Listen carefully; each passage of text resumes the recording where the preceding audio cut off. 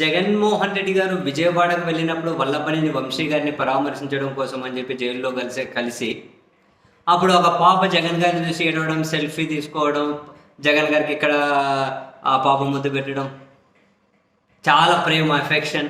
చివరికి national media కూడా ఆ వీడియోను పోస్ట్ చేసే, ఆ వీడియో గురించి మాట్లాడే, పక్కన తమిళ మీడియా కూడా ఆ వీడియోను పోస్ట్ చేసే. చాలా అసలు హైలీ అఫెక్షన్. పిల్లలు, చిన్న పిల్లలు కదా. సరే, దాని మీద సోషల్ మీడియాలో రకరకాల తోడేళ్ల కంటే దారుణమైనటువంటి వ్యక్తులు ట్రోల్ చేసే ఆ పాపను.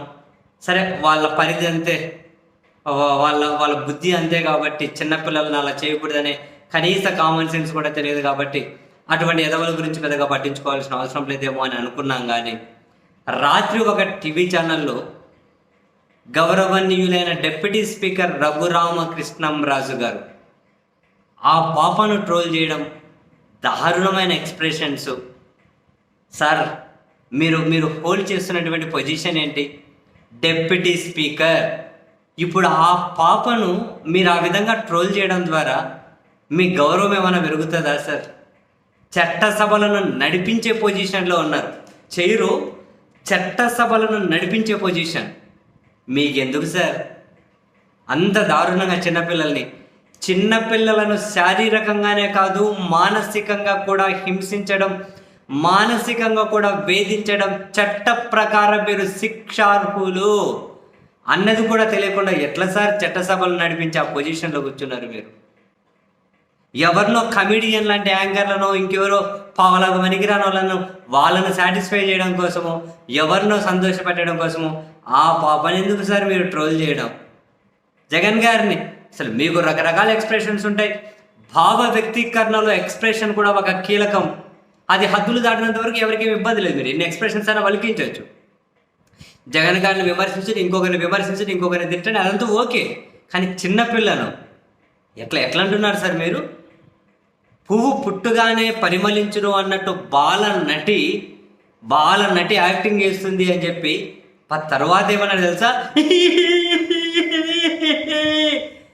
సేమ్ ఇంకా దారుణంగా అన్నారు. ఆయన అంత ఎక్స్ప్రెషన్ మనకేడవుతుంది కానీ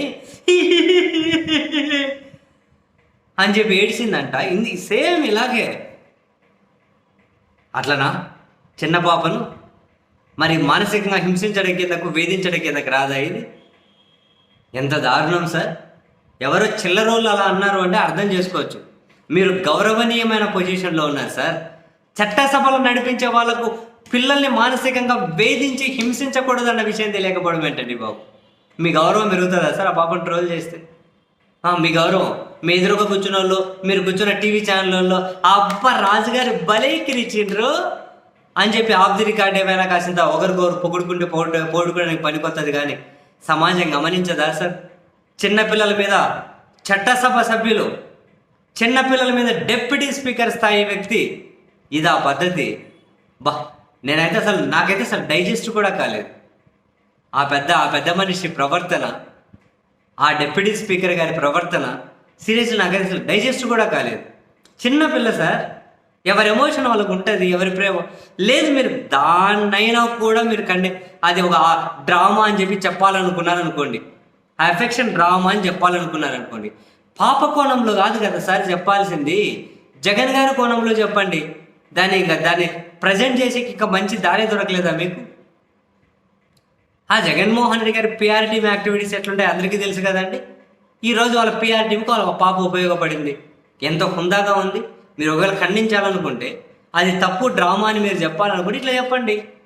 వాళ్ళ పిఆర్ టీం ఎట్లుంటుంది, ఇలాంటివి బాగా ఉపయోగించుకుంటారు. ఈ రోజుకి ఆ పాప, చిన్న పాప దొరికింది. పిఆర్ టీం చిన్న పాపను ఉపయోగించుకోవడం తప్పు అని చెప్పండి. హుందాగా ఉంటుంది, కాసింత పద్ధతిగా ఉంటుంది. ఎంత దారుణం సార్ నిజంగా. సార్ మీకు తర్వాతైనా అనిపిస్తుందా సార్, అదే చిన్న పాపని ఇట్లా అనుకుని ఉండేది ఉంటివి అని? మీ మనసుకి ఏమైనా అనిపించిందా సార్ తర్వాత? అనిపించకపోతే దారుణం సార్, బాధాకరం కూడా. మీ మనసుకు అనిపించకపోతే, బయటకు మీరు నటిస్తూ ఉన్నా ఓకే, కానీ రాజకీయంగా మీ మనసుకు అనిపిస్తే మాత్రం అది జాలేండి సార్ మీరు చేసిన తప్పని.